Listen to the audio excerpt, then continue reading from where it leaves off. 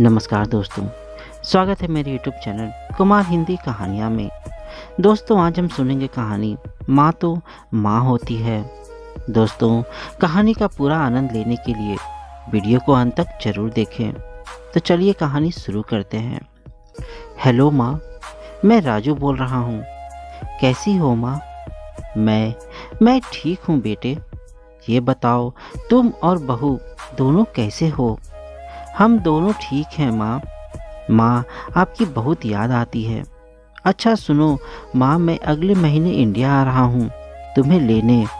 क्या? हाँ माँ, अब हम सब साथ ही रहेंगे। नीतू कह रही थी माँ जी को अमेरिका ले आओ, वहाँ अकेली बहुत परेशान हो रही होंगी। हेलो, सुन रही हो माँ? हाँ हाँ बेटे।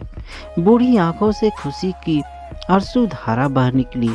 बेटे और बहू का प्यार नस नस में दौड़ने लगा।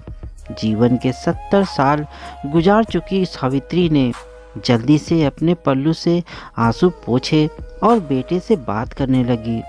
पूरे 2 साल बाद बेटा घर आ रहा था।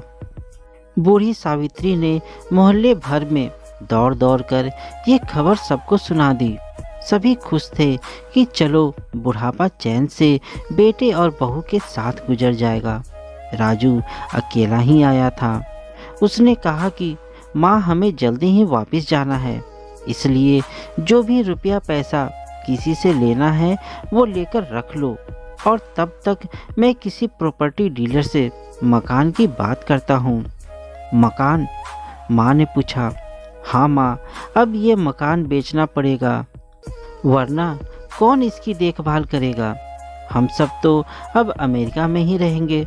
बूढ़ी आंखों ने मकान के कोने कोने को ऐसे निहारा जैसे किसी अबोध बच्चे को सहला रही हो। आनन फानन और औने पौने दाम में राजू ने मकान बेच दिया। सावित्री देवी ने वो जरूरी सामान समेटा जिससे उनको बहुत ज़्यादा लगाव था। राजू टैक्सी मंगवा चुका था। एयरपोर्ट पहुंचकर राजू ने कहा, माँ, तुम यहाँ बैठो, मैं अंदर जाकर सामान की जांच और बोर्डिंग और वीज़ा का काम निपटा लेता हूँ। ठीक है बेटे। सावित्री देवी वहीं पास की बेंच पर बैठ गई। काफ़ी समय बीत चुका था। बाहर बैठी सावित्री देवी बार बार उस दरवाजे की तरफ देख रही थी जिसमें राजू गया था, लेकिन अभी तक बाहर नहीं आया। शायद अंदर बहुत भीड़ होगी सोचकर बूढ़ी आंखें फिर से टकटकी लगाए देखने लगती। अंधेरा हो चुका था। एयरपोर्ट के बाहर गहमागहमी कम हो चुकी थी। माँ जी, किससे मिलना है? एक कर्मचारी ने वृद्धा से पूछा। मेरा बेटा अंदर गया था टिकट लेने, वो मुझे अमेरिका लेके जा रहा है, सावित्री देवी ने घबराकर कहा। लेकिन अंदर तो कोई पैसेंजर नहीं है। अमेरिका जाने वाली फ्लाइट तो दोपहर में ही चली गई। क्या नाम था आपके बेटे का?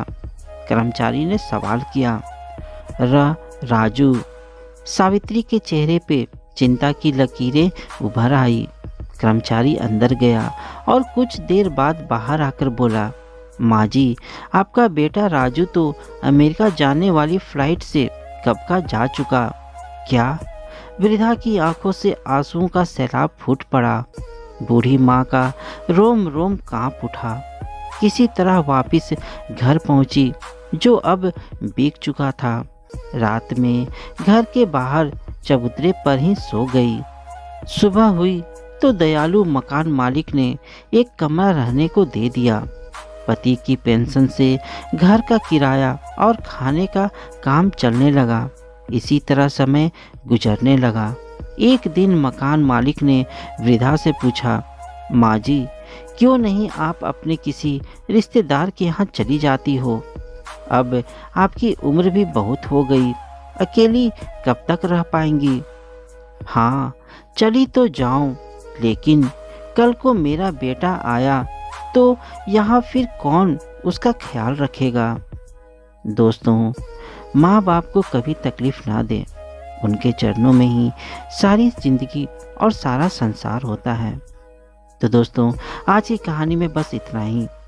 आपको यह कहानी कैसी लगी मुझे कमेंट में ज़रूर बताइए। साथ ही चैनल में नए हैं तो चैनल को सब्सक्राइब और वीडियो को एक लाइक ज़रूर दीजिए। तो मिलते हैं दोस्तों अपनी अगली कहानी में। तब तक के लिए धन्यवाद दोस्तों।